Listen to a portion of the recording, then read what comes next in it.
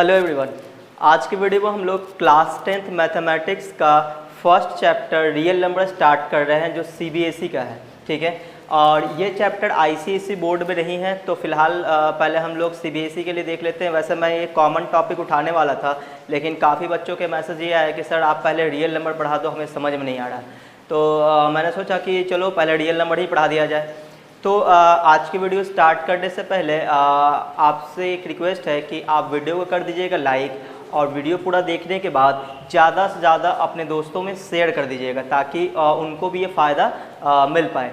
ठीक है, तो चलिए वीडियो को स्टार्ट करते हैं। और अगर आप मेरे चैनल में पहली बार आए तो चैनल को सब्सक्राइब भी कर लें, क्योंकि मैं यहाँ पे पूरा 10th का सीबीएसई और आईसीएसई बोर्ड का पूरा कोर्स लेकर आऊँगा। ठीक है, तो चलिए स्टार्ट करते हैं। तो हम लोग देख रहे हैं क्या, रियल नंबर। तो रियल नंबर्स में हमें पढ़ना क्या क्या है तो वो तो भी हम बाद में देख लेंगे, लेकिन पहले ये देखते हैं कि आखिर रियल नंबर क्या होता है। ठीक है, ये किस पार्ट से आया है, ठीक है, कहाँ से आया है रियल नंबर। तो मैं आपको बता दूं, दुनिया में जितना भी नंबर है, दुनिया में जितना भी नंबर है वो सभी नंबर कॉम्प्लेक्स नंबर है। क्या है? Complex number. तो सबसे पहले आया हुआ कॉम्प्लेक्स नंबर, यानी कि दुनिया में जो भी नंबर है वो क्या है? Complex number.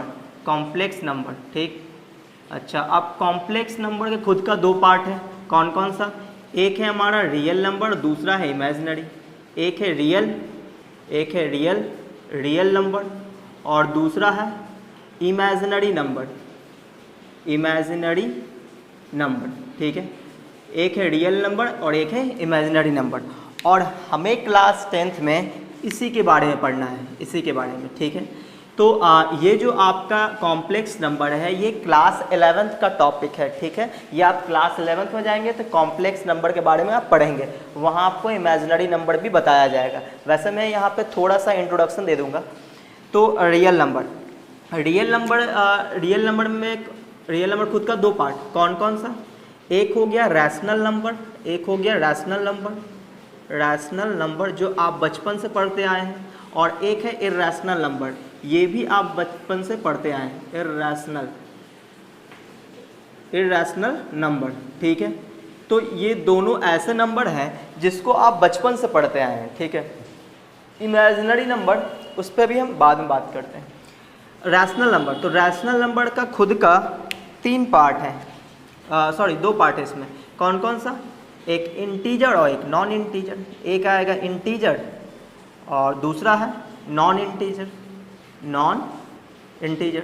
या तो इंटीजर होगा या तो नॉन इंटीजर होगा। ठीक है, और जो नंबर रैशनल नहीं है वो इर्रेशनल है, इर्रेशनल तो इर्रेशनल ही। अच्छा, इंटीजर है खुद का तीन पार्ट। कौन कौन सा?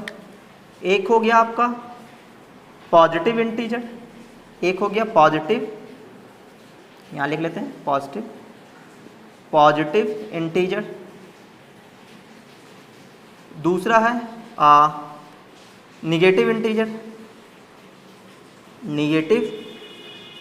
इंटीजर, और एक इकलौता बच गया जीरो।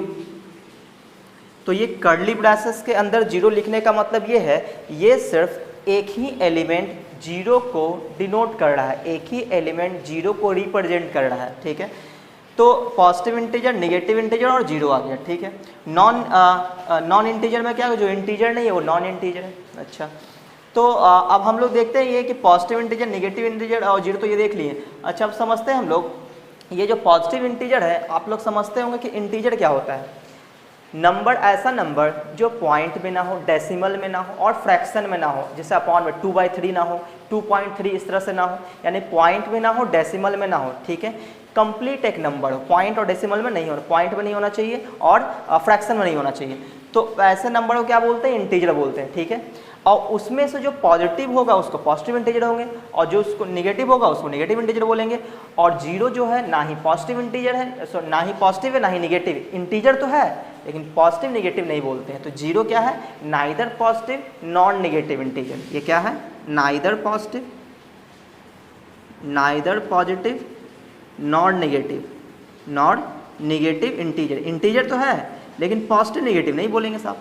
अच्छा, तो ये आ गया हमारा पॉजिटिव, नेगेटिव और जीरो। अच्छा, अब ये जो पॉजिटिव इंटीजर है, जैसे इंटीजर है तो इंटीजर में कौन कौन से नंबर आएंगे? इंटीजर में आपको देखने को मिलेगा कौन कौन सा नंबर, इस तरह से देखने को मिलेगा। जीरो बोल सकते हैं आप, 1 बोल सकते हैं, 0 1 2 3 4 5, निगेटिव में भी -1 -2 -3। तो इन सभी नंबर्स को मैंने कंबाइन करके लिख दिया, तो मैं ऐसे लिखूंगा 0 + -1 + -2 + -3 and so on. And so on का मतलब और भी नंबर आता जा रहा है। तो ये प्लस माइनस लिखने का मतलब ये हुआ कि मैं सभी नंबर्स प्लस को और माइनस को कंबाइन करके एक साथ लिख रहा हूँ, और कोई बड़ी बात नहीं है। तो आप देख रहे होंगे जो इंटीजर है उसमें जो नंबर आया हुआ है वो नंबर पॉइंट के फॉर्म में नहीं है, जैसे 2.3 ऐसा नहीं है, पॉइंट में नहीं होना चाहिए, फ्रैक्शन में नहीं होना चाहिए, जैसे 2/3 हो गया, 3/2, 5/3, -3/2, ये सब इंटीजर नहीं है। तो इंटीजर कौन है? ये सभी इंटीजर जो आपको दिख रहा है, 0 हो गया, 1 हो गया, 2 हो गया, -2 हो गया, 3 हो गया, -3 हो गया, 4 हो गया, -4 हो गया, वो सभी क्या है? इंटीजर है। ठीक है, अच्छा अब इसमें से जो पॉजिटिव वाला है यानी +1 +2 +3 +4, ये सभी क्या आएगा? Positive integer. क्या आएगा? Positive integer. और ये जो निगेटिव वाला पोर्शन है ये क्या आएगा? Negative integer. ठीक है, और 0 तो क्या है? इंटीजर तो है, लेकिन neither positive non negative, positive negative नहीं बोलते हैं। तो इसका मतलब ये हुआ कि ये जो पॉजिटिव इंटीजर है इसमें कौन कौन आने वाला है? तो इसके अंदर आने वाला है कौन कौन? एक आएगा 1 2 3 4 5 6 एंड सो ऑन।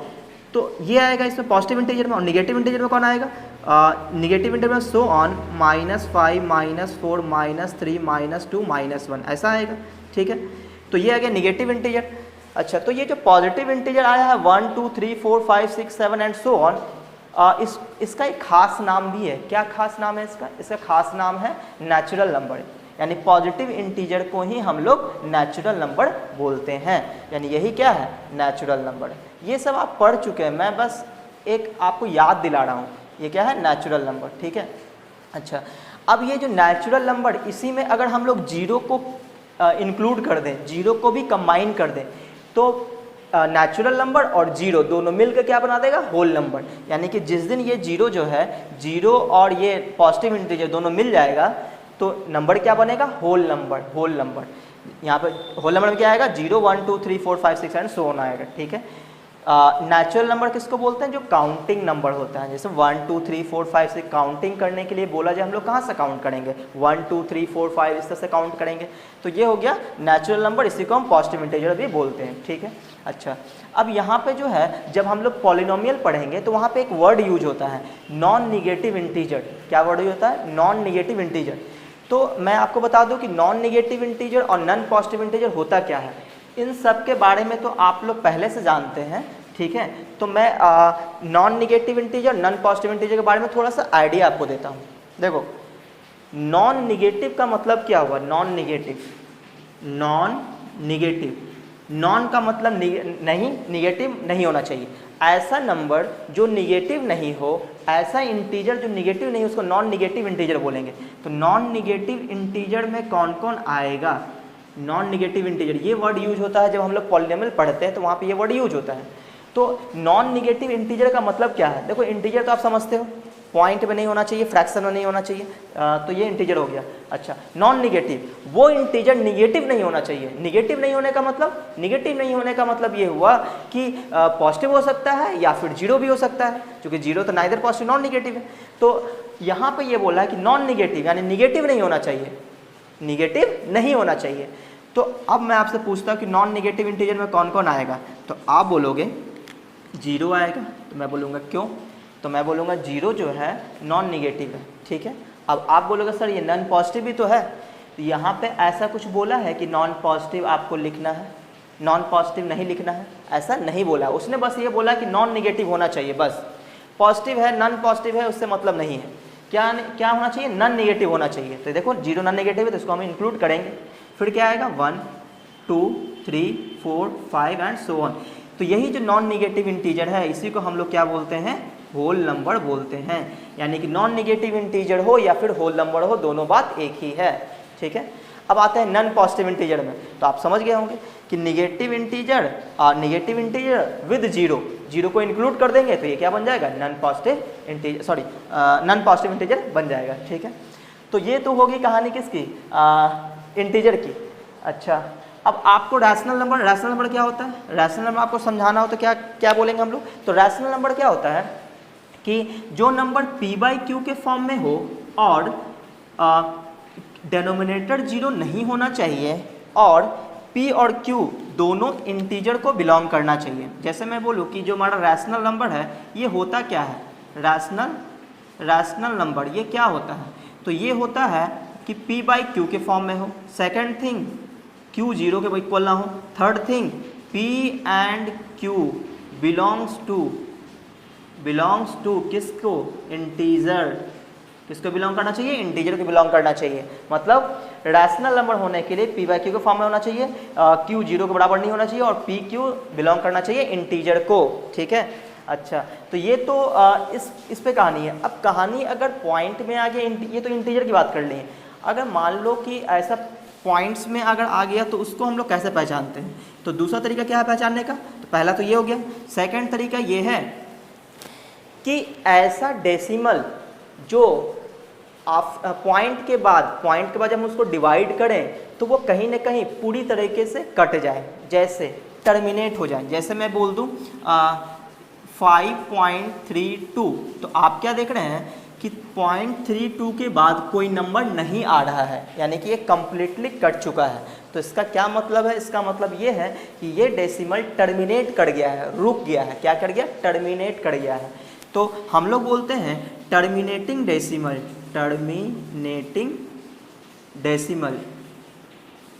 तो ये क्या होते हैं, रैशनल नंबर होते हैं। और तीसरा है रिपीटिंग डेसिमल। Repeating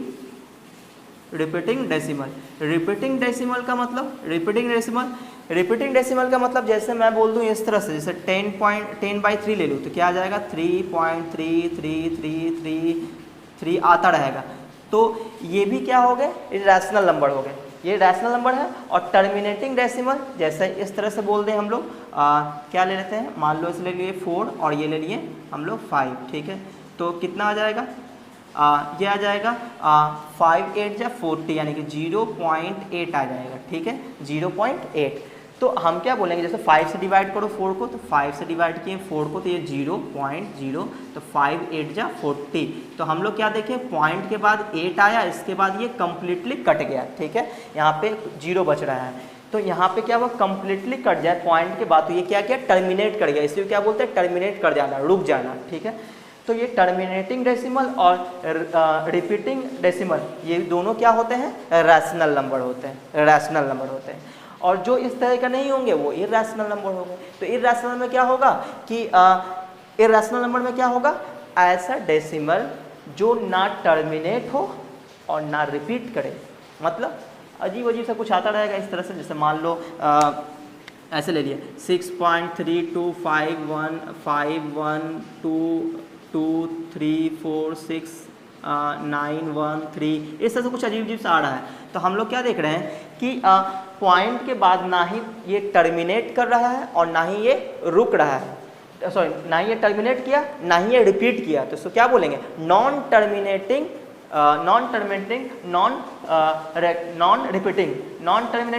repeating. ठीक है, ना ही ये टर्मिनेट किया ना ही ये रिपीट किया, तो क्या बोलेंगे इसको बोलेंगे इरैशनल नंबर। ठीक है, अच्छा अब हम लोग आते हैं थोड़ा इमेजिनरी नंबर पे बात कर लेते हैं। इमेजिनरी नंबर क्या होता है, तो आप बस ये याद रखो कि रूट के अंदर जो निगेटिव नंबर होगा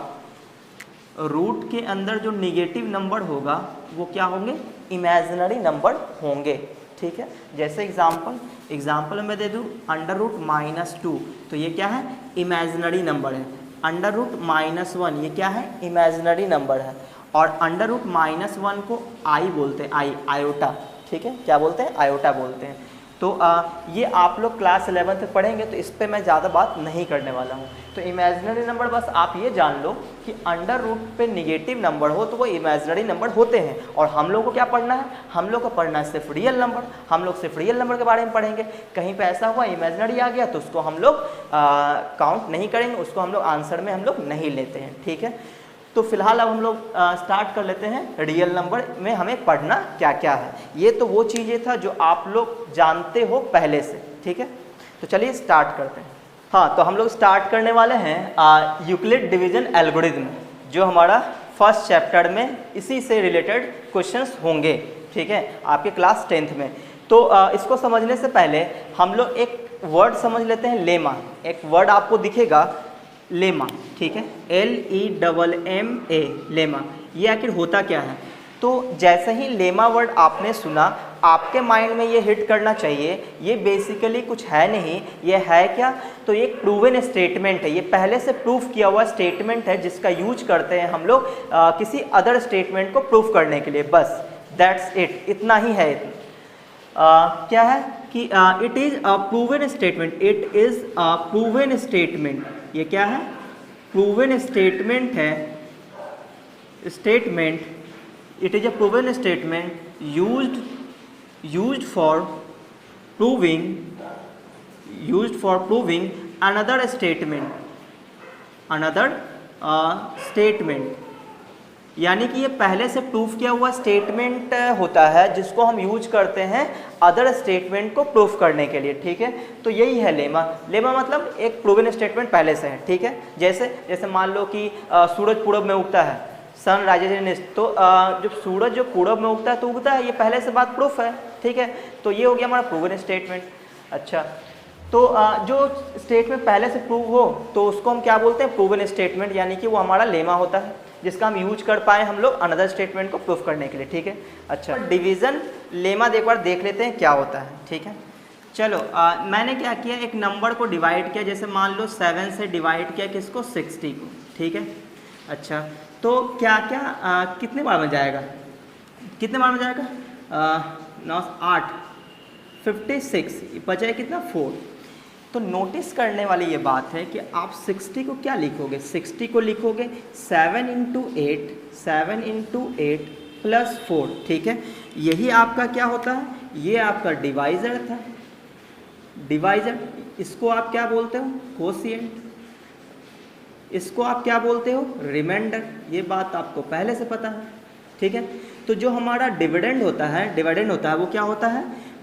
divisor into quotient plus remainder, ठीक है। तो ये तो फार्मूला हो गया इसका। अच्छा, तो यही क्या है? डिवीज़न लेमा है, ठीक है। ये क्या है? डिवीज़न लेमा है। तो यहाँ पे नोटिस करने वाली बात ये है कि जो रिमाइंडर होता है वो हमेशा डिवाइजर से छोटा होता है, ठीक है। डिवाइजर से हमेशा छोटा होता है। जैसे मान लो हमें ये 60 हमें नहीं पता होता कि हम किसको डिवाइड कर रहे हैं, तो 7 से अगर हम किसी भी नंबर को डिवाइड करेंगे तो रिमाइंडर क्या क्या मिलने का चांसेस है? तो रिमाइंडर या तो 0 मिलेगा। 0 कब मिलेगा? जब 7 से वो पूरा कट जाएगा। तो या तो रिमाइंडर 0 मिलने वाला है, या तो रिमाइंडर 1 मिलेगा, या तो रिमाइंडर 2 मिलेगा, या तो रिमाइंडर 3 मिलेगा, या तो 4, या तो 5, या तो 6, लेकिन रिमाइंडर 7 नहीं मिलेगा, क्योंकि 7 से डिवाइड कर रहे हैं। अगर रिमाइंडर यहाँ पे 7 आ जाएगा तो एक बार और डिवीज़न लग जाएगा। अब बात समझ रहे हो? तो इसलिए क्या होता है कि डिवाइज़र जो है हमेशा रिमाइंडर से बड़ा होता है, या फिर अगर हम उल्टा बोलें, रिमाइंडर जो होता है डिवाइज़र से छोटा होता है। क्लियर है? जैसे मान लो रैंडमली मैंने 2-3 चीज़ें आपसे पूछ दिया कि बताओ अगर मैंने किसी नंबर को 2 से डिवाइड किया तो रिमाइंडर क्या क्या बच सकता है?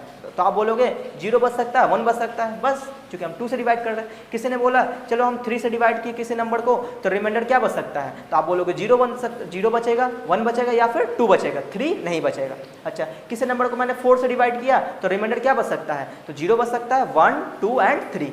क्लियर है? अच्छा, तो इसी चीज़ को अगर हमने सिंबल के फॉर्म में लिख दिया, ये तो नंबर है ना, अगर मैंने सिंबल के फॉर्म में लिख दिया इस तरह से कि मैंने a को यहाँ रखा, b से डिवाइड किया, तो आपको पता है यहाँ पे जो होता है उसको कोशिएंट बोलते हैं, जो यहाँ पे नंबर आया उसको तो हमने छोड़ दिया, पता नहीं क्या आएगा, तो यहाँ पे जो बचता है उसको रिमाइंडर बोलते हैं, ठीक है।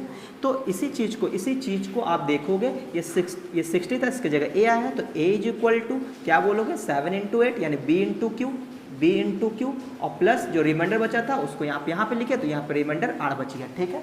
बस आपको एक कंडीशन लगा देना है कि देखिए साहब ऐसा है कि जो r का जो वैल्यू है वो क्या होगा? b से बड़ा होगा, सॉरी b से छोटा रहेगा ना, 0 से बड़ा होगा, 0 से बड़ा होगा, 0 के देखो ऐसे लिख लेते हैं, 0 के इक्वल रहेगा, या तो 0 आ सकता है, या 0 से बड़ा रहेगा, तो ये हो गया 0 से बड़ा, और किससे छोटा रहेगा? b से छोटा रहेगा, ठीक है। तो इस तरह से हम लोग लिखते हैं। तो यही क्या है? डिवीज़न लेमा है, यूक्लिड डिवीज़न लेमा इसी को बोलते हैं। ये क्या है? यूक्लिड डिवीज़न लेमा है, ठीक है। तो ये जो चीज़ें हैं ये बस आप ये समझो कि जिससे आप डिवाइड कर रहे हो उससे ये वाला टर्म छोटा रहेगा। जैसे यहाँ पे अगर 3 हुआ तो इस r की जगह 0 हो सकता है, 1 हो सकता है, 2 हो सकता है। यहाँ पे अगर 4 हुआ तो इस r की जगह 0, 1, 2, 3 हो सकता है। ठीक है, क्लियर है? अच्छा, तो ये तो हो गया क्या, यूक्लिड डिवीजन लेमा। अब हम लोग बात करते हैं यूक्लिड डिवीजन एल्गोरिथम। ये करेगा क्या? तो एल्गोरिथम क्या होता है? तो एल्गोरिथम स्टेप होता है, स्टेप बताता है। जैसे आप कोई भी काम करते हो ना तो स्टेप हम लोग फाइंड आउट करते हैं कि पहले हम लोग ये करेंगे, फिर ये करेंगे, फिर ये करेंगे। तो ये जो स्टेप्स होता है इसको एल्गोरिथम बोलते हैं। ठीक है, जैसे आप कंप्यूटर पढ़ रहे हो, ठीक है, तो आप जब कंप्यूटर पढ़ रहे होते हो या आप प्रोग्रामिंग बनाना स्टार्ट करते हो तो आपको एक एल्गोरिथम लिखवाया जाता है कि देखो आप ऐसा है कि फर्स्ट स्टार्टिंग में आप ये करोगे, फिर ये वाला काम करोगे, फिर ये लिखोगे, फिर ये करोगे। तो ये जो स्टेप्स बताया गया है ना इसी को क्या बोलते हैं? एल्गोरिथम बोलते हैं। क्लियर है जी? चलिए अब हम लोग बात करते हैं कि यूक्लिड डिवीजन एल्गोरिथम में करेगा क्या। तो ये बेसिकली ये एक तरीका है। क्या तरीका है? HCF फाइंड आउट करने का तरीका है। इससे आप क्या करोगे? HCF फाइंड आउट करोगे। HCF highest common factor of find out करोगे। ठीक है जी?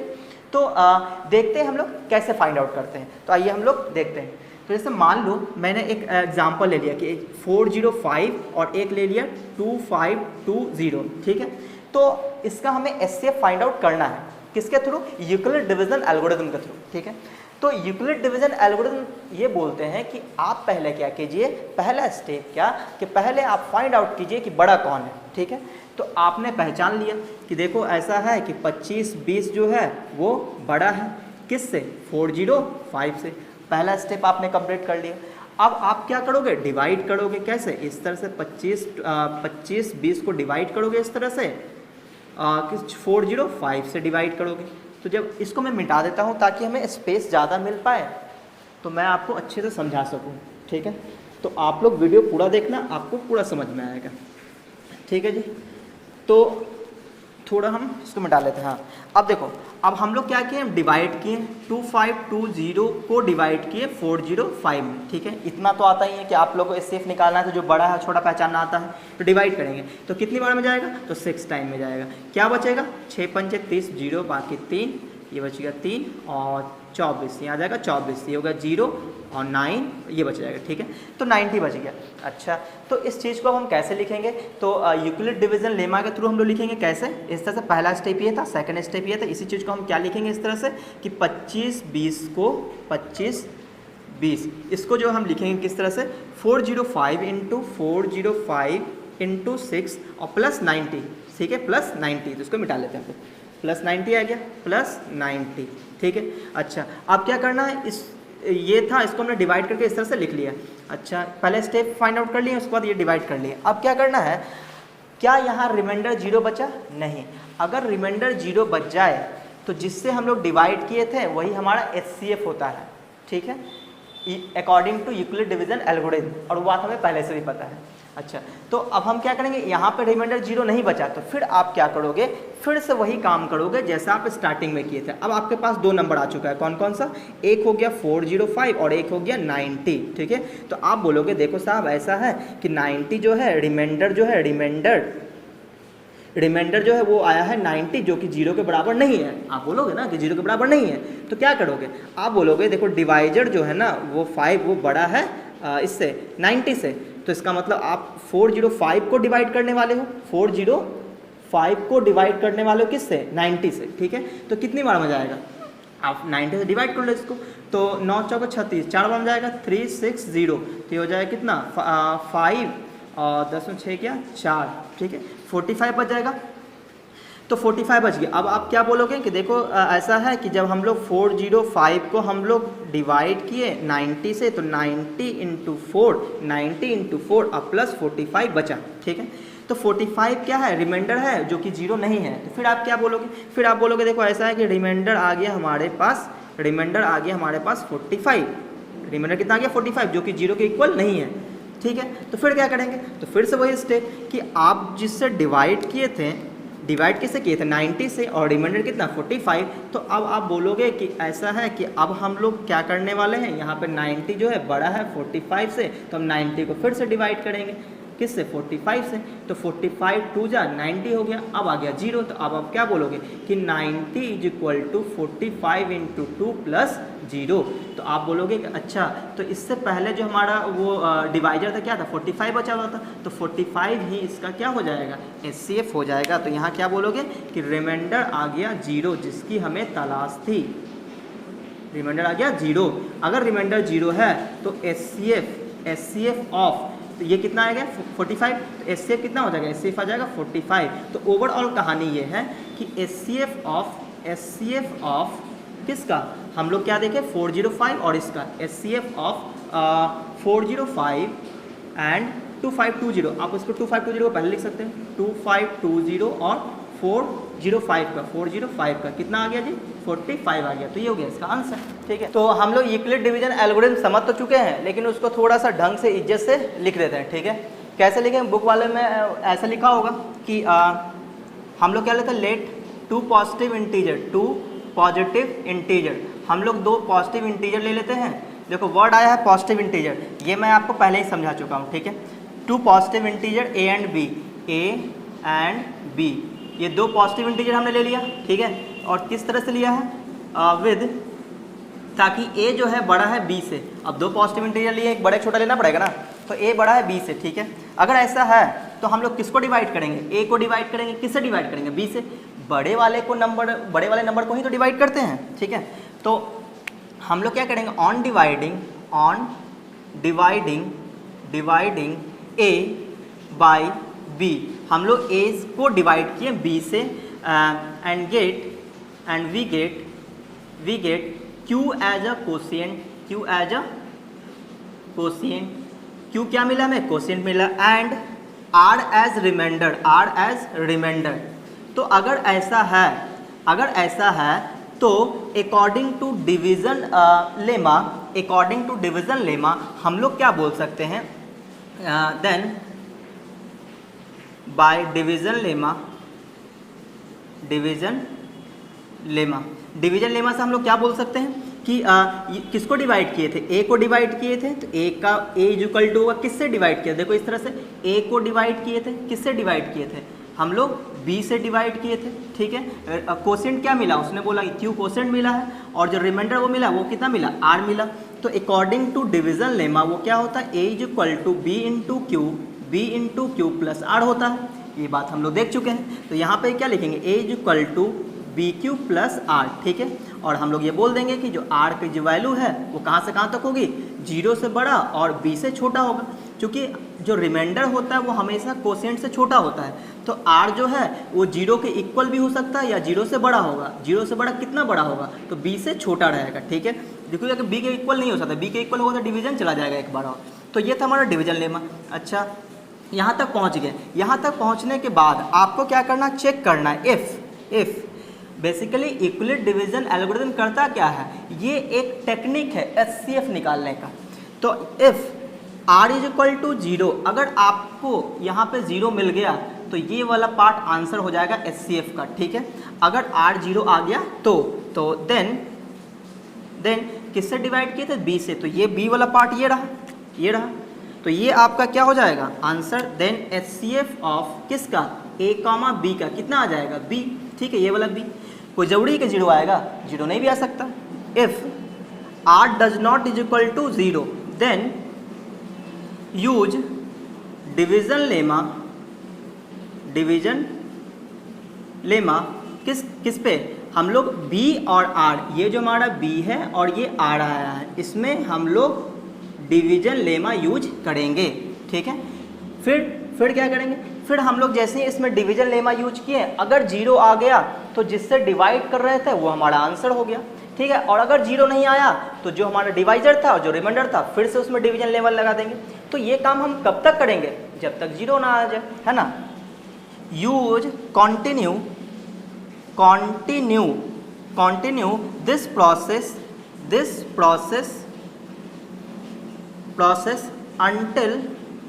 until R is equal to 0, जब तक ये 0 ना हो जाए, ठीक है। तो तब तक हम लोग इस प्रोसेस को यूज करते रहेंगे। तो जैसे ही 0 आ जाए तो हमारा डिवाइजर जो होगा वो हमारा क्या हो जाएगा, आंसर हो जाएगा। तो ये जो हमने पहले एग्जाम्पल लिया था उसी को ये इस सिंबल के फॉर्म में हम दिखाए हैं। इससे पहले जो हम दिखाए थे एग्जाम्पल, उसमें हम लोग ए की जगह 25-20 लिए थे और बी की जगह 405 लिए थे, ठीक है, और उसको हम दिखाए थे। तो वो एक्चुअली में यही चीज़ था, ठीक है। तो ये जो चीज़ इस तरह से लिखा हुआ है इसे क्या बोलते हैं, ये हमारा ये है यूक्लिड डिवीजन एल्गोरिथम है, ठीक है।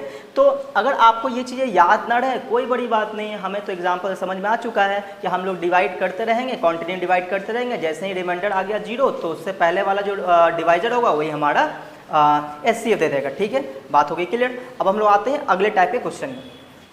तो हमारा क्वेश्चन है इस टाइप का कि so that every positive integer is of the form 2m and that every positive odd integer is of the form 2m + 1 where m is some integer, ठीक है। तो पहले इस बात को समझ लेते हैं, इसने क्या क्या बोला। एवरी पॉजिटिव इवन इंटीजर होगा, यहाँ पे क्या होगा, एवरी पॉजिटिव इवन इंटीजर, ये even integer is of the form 2m and that every positive odd integer, यहाँ पे एवरी पॉजिटिव इवन इंटीजर बोला वो किस फॉर्म में होना चाहिए, 2m and every positive odd integer, यहाँ क्या बोला, odd integer is of the form 2m + 1 where m is some integer, तो m कोई इंटीजर होगा, ठीक है। अच्छा, तो आप देखोगे आपके बुक में बहुत सारा ऐसा क्वेश्चन होगा, ठीक है, जो इस तरीके का होगा। आपको क्या करना है हर एक केस में वो मैं आपको बताता हूँ। पहली बात इसने बोला सो that every positive even integer is of the form 2m and that every positive odd integer ये इस फॉर्म में होगा, ठीक है। तो ऑड इंटीजर या इवन इंटीजर ये मिलता कहाँ है, ये मिलता है इंटीजर में। इंटीजर में कुछ ऑड होते हैं कुछ इवन होते हैं। जो इंटीजर 2 से डिविजिबल हुआ वो इवन हो गया, जो 2 से डिविजिबल नहीं है वो ऑड हो गया, ठीक है। अच्छा, तो ये बात हम लोग प्रूफ कैसे करेंगे।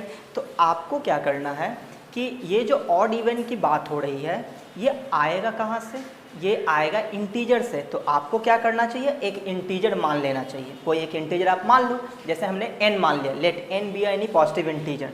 तो मैंने क्या किया, let n be any positive integer, मैंने n एक कोई पॉजिटिव इंटीजर ले लिया, ठीक है, ये हो गया। अच्छा, फिर आपको ये सोचना है कि क्वेश्चन में क्या दिया हुआ है। क्वेश्चन में दिया हुआ है 2m और 2m + 1 है इस तरह से, ठीक है। तो ये कहीं ना कहीं ऐसा फील दे रहा है, जब ही हम लोग डिवीजन लेमा देखे थे तो BQ + R इस तरह से कुछ था। तो A जो है वो A यहाँ पे होता था, B जो है वो यहाँ पे होता था, Q ये कोशिएंट यहाँ पे आता था, R रिमाइंडर यहाँ पे आता था, ठीक है।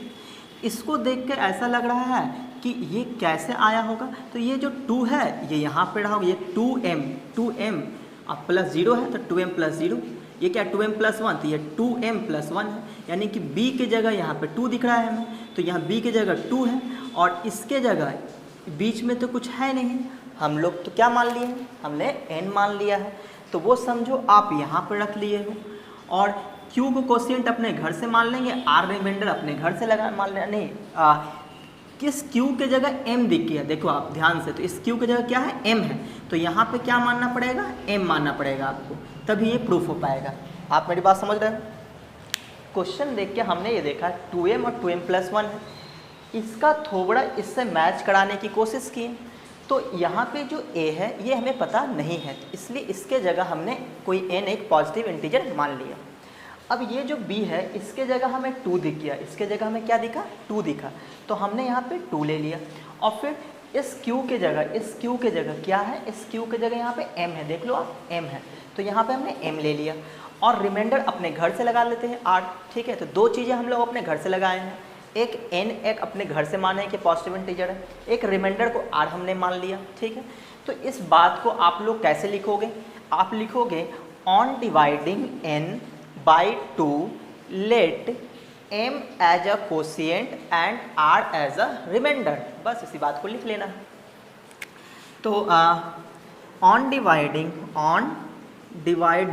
आप किससे डिवाइड करोगे, आप सॉरी किसको डिवाइड करोगे, ऑन डिवाइडिंग n बाय किससे डिवाइड करोगे, 2 से, 2 एंड वी लेट m क्या मिला, let m as quotient quotient, हमें कोशिएंट मिला, और and r as remainder, r as remainder मिल गया। तो आप डिवीजन लेमा से क्या लिखोगे, ठीक है, आप ये लिखोगे कि ये जो हमारा n है वो क्या आया होगा, 2m प्लस r आया होगा। आपने किससे डिवाइड किया, 2 से, तो r की वैल्यू क्या क्या हो सकती है, 0 और 1 हो सकती है। तो आप यहाँ पे लिखोगे कि r की जो वैल्यू है वो 0 से बड़ा होगा लेकिन 2 से छोटा होगा, ठीक है। आप चाहो तो ऐसा भी लिख सकते हो, r का वैल्यू क्या है, 0 है, 1 है, बस 2 नहीं लिख सकते हो, ठीक है। यानी r की वैल्यू 0 आएगी या 1 आएगी। अच्छा, अब हम लोग कैसे प्रूफ करेंगे ये चीज़ें। अब आपको क्या करना है, r की वैल्यू यहाँ पे रखनी है। तो आप लोग बोलोगे जब हम लोग r का वैल्यू 0 लेंगे तो n का वैल्यू क्या आएगा। तो if r is equal to 0 then n is equal to कितना आ जाएगा, 2m प्लस 0, यानी n इज इक्वल टू आ जाएगा 2m। तो जो आप पॉजिटिव इंटीजर माने थे n, वो किसके बराबर आ गया, 2m के बराबर आ गया। किसके बराबर आ गया, 2m के बराबर आ गया। और 2m जो है ये 2 से डिविजिबल है। मुझे कैसे पता, मैंने इसको मन ही मन 2 से डिवाइड करके देखा, तो 2 कैंसिल हो जाएगा। इसका मतलब ये 2 से डिविजिबल है, तो ब्रैकेट में लिख देते हैं डिविजिबल बाई 2, डिविजिबल बाई 2। और अगर ये 2 से डिविजिबल है तो ये कैसा होगा, इवन इंटीजर। तो क्या बोलेंगे कि ये हो जाएगा इवन इंटीजर, तो ये हो गया इवन इंटीजर हो गया 2m। अच्छा, अगर हम लोग r की जगह 1 रख दें तो क्या मिलेगा, अगर हम लोग r की जगह 1 रख दें तो क्या मिलने वाला, उसको भी देख लेते हैं। If r is equal to 1 then n जो मिलने वाला वो 2m, और r की जगह 1 रख दिए। तो यहाँ पे क्या देखते हैं, ये था 2 से डिविजिबल, इसमें एक हम लोग ऐड कर दिए तो 2 से डिविजिबल नहीं होगा। जैसे मान लो 4 है, 4 2 से डिविजिबल है, उसमें एक ऐड कर दो 5 हो जाएगा, वो 2 से डिविजिबल नहीं है। तो अगर 2m इवन था तो 2m प्लस 1 क्या होगा, ऑड हो जाएगा। तो बोलेंगे not divisible by 2, not divisible by 2। तो ये क्या हो जाएगा, तो here n is clearly odd. तो यहाँ पे n क्या हो गया, क्लियरली ऑड हो गया। तो हम लोग ओवरऑल हम लोग क्या बोल सकते हैं, दोनों केस को मिला दें तो क्या बोलेंगे, इसने क्या बोला था कि every positive even integer, hence इसी बात को लिख देना है, every positive even integer is of the form 2m and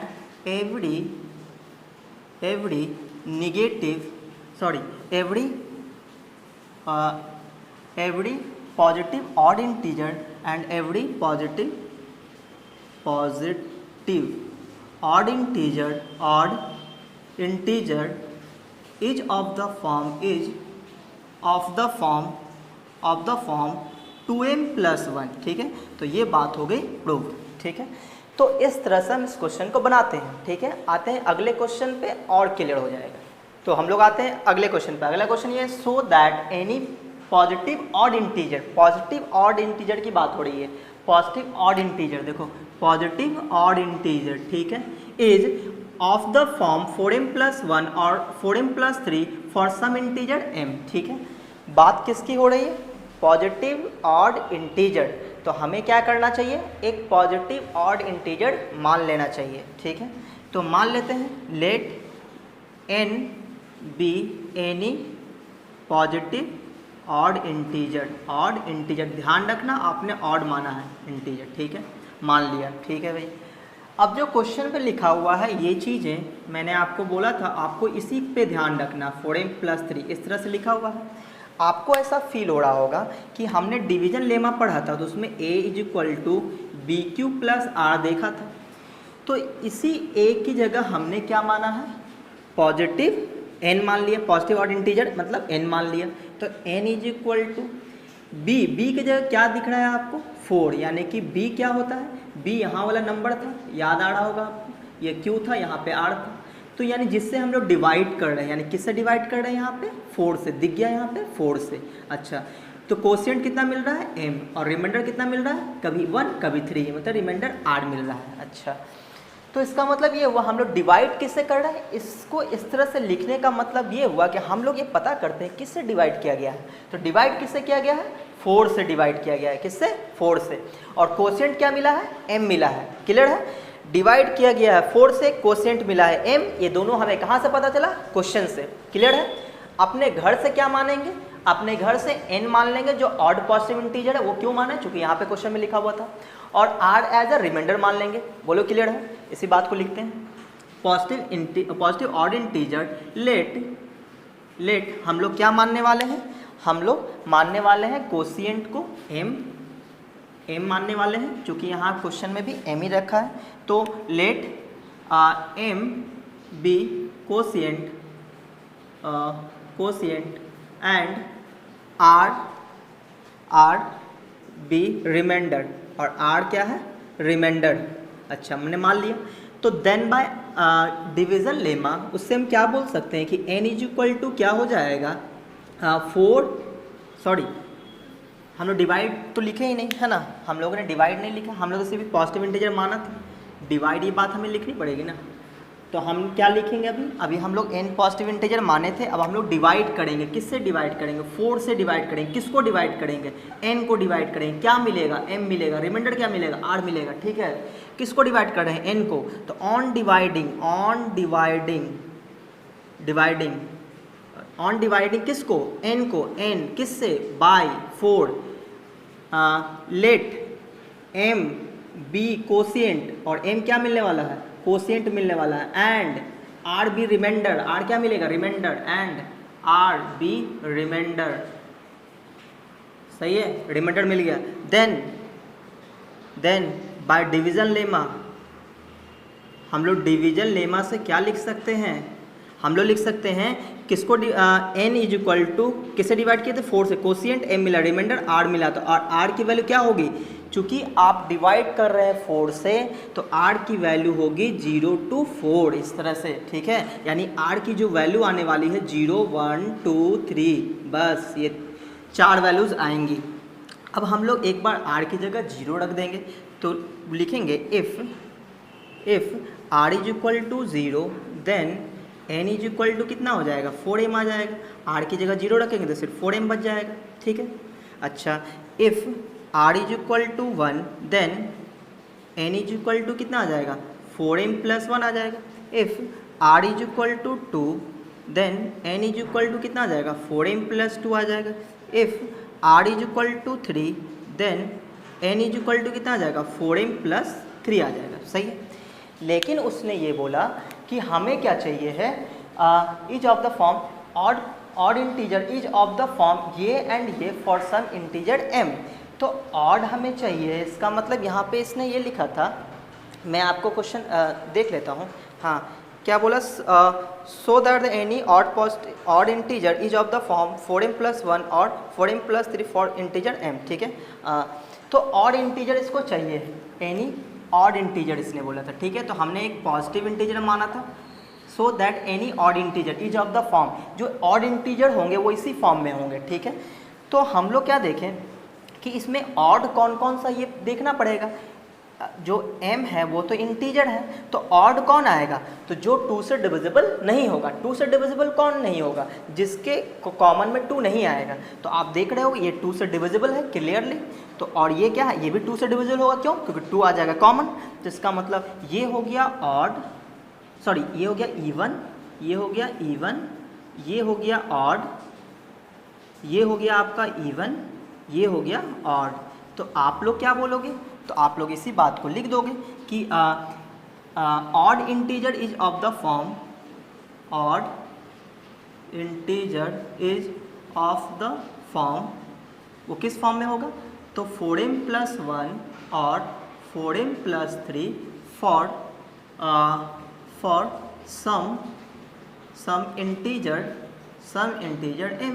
ठीक है, तो जो उसने बोला था उसी बात को लिख दिए। देखो आप, ये ऑड है, ये ऑड है, हमें ऑड वाला ही आंसर देना है, तो ऑड वाला हमने आंसर दे दिया। ठीक है, तो अब अगला क्वेश्चन है, using Euclid division lemma so that the square of any positive integer is either of the form 3m और 3m plus 1 for some integer m। यहाँ पे क्या है कि डिवीजन लेमा तो यूज करना ही करना, वो तो नहीं भी बोलता तो भी हम यूज करते हैं यहाँ पे। सो that the square of any positive integer, यानी एनी पॉजिटिव इंटीजर, पहले तो हमें एनी पॉजिटिव इंटीजर मान लेना चाहिए। तो let n be any positive integer, ठीक है, हमने मान लिया n पॉजिटिव इंटीजर। अब जो फंडा है वो है पहले स्क्वायर का फंडा है ना, तो जो नंबर होगा ना उसका स्क्वायर के बारे में बात हो रही है, ठीक है। तो हम लोग तो नंबर को n मान लिए हैं, ठीक है। जो नंबर दिख रहा है वो किस फॉर्म में, 3m और 3m+1 के फॉर्म में है। तो फिर से हमें दिख गया कि नंबर को डिवाइड किया गया होगा 3 से, किसी नंबर n को डिवाइड किया, हमने n माना था, और कोशिएंट इसका m आया होगा, रिमाइंडर या तो 0 या तो 1 इस तरह से r आया होगा, ठीक है। लेकिन प्रॉब्लम ये है कि नंबर को नहीं डिवाइड किया गया, नंबर के स्क्वायर को डिवाइड किया गया, ठीक है ना, तब कोशिएंट मिला है m। तो अभी हम लोग नंबर को डिवाइड कर रहे हैं तो कोशिएंट को क्यों मान लेते हैं, बाद में जब स्क्वायरिंग करेंगे तो वहाँ पे उसके कोशिएंट को m मान लेंगे। क्या आप मेरी बात समझ रहे हो? अभी इससे पहले हमने क्वेश्चन बनाया उसमें क्या था, स्क्वायरिंग का कोई कंडीशन नहीं था, तो जो यहाँ पे कोशिएंट आ रहा था डायरेक्ट हमने उसको मान लिया था, हमारा क्वेश्चन बन गया था। लेकिन इस बार क्या है, वो नंबर का स्क्वायर है, नंबर का स्क्वायर है, तो ऐसे केस में क्या करना पड़ेगा, पहले हम नंबर मान लेंगे, ठीक है, फिर जिससे डिवाइड किया गया उसे डिवाइड भी कर लेंगे। कोशिएंट को m नहीं मानेंगे, क्यों, क्योंकि हम उस नंबर को डिवाइड करेंगे तब ना कोशिएंट, नंबर के स्क्वायर को डिवाइड करेंगे तब ना कोशिएंट m आएगा। नंबर को स्क्वायर, हम तो स्क्वायर से डिवाइड नहीं कर रहे, स्क्वायर को डिवाइड नहीं कर रहे हैं, हम लोग सिर्फ जो नंबर माने उसको डिवाइड कर रहे हैं। क्लियर है?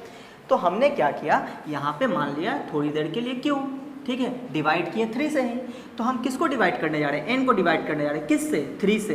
क्या मिलेगा कोशिएंट q, रिमाइंडर क्या मिलेगा r। इसी बात को लिखेंगे, on dividing n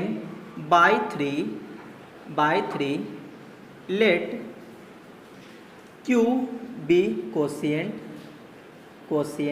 and r be remainder, r क्या हो जाएगा, remainder, and r be remainder, ऐसा मिला हमें, ठीक है, रिमाइंडर मिल गया। Then by division lemma Euclid division lemma क्या बोलेंगे कि ये जो हमारा n है वो क्या आया होगा, 3q + r, और r की जो वैल्यू रही होगी वो किससे, 0 से बड़ा और किससे छोटा, 3 से डिवाइड किए थे ना, तो 3 से डिवाइड किए तो 3 से छोटा रहेगा। क्लियरली दिख रहा होगा आपको, r की वैल्यू 0 होगी, 1 होगी या फिर 2, सही। अच्छा, अब हम लोग को क्या करना है, वो उस नंबर के बारे में बात नहीं किया था, उसने square of any positive integer, तो पॉजिटिव इंटीजर तो n लिए थे, अब इस पे स्क्वायर हम लोग करेंगे, तो इस on squaring both side, on squaring both side, जैसे ही हम दोनों तरफ स्क्वायर करेंगे क्या मिल जाएगा, n² = 9q², यहाँ पे a + b का होल स्क्वायर लगेगा, तो a² + b² + 2ab, यानी कि 6q हो जाएगा। बोलो सही है? अच्छा, अगर हम लोग r = 0 रख देते हैं तो क्या मिल जाएगा, यहाँ पे 9q² + 6q क्या मिलेगा, देन n = 9q² + 6q मिलेगा, ठीक है।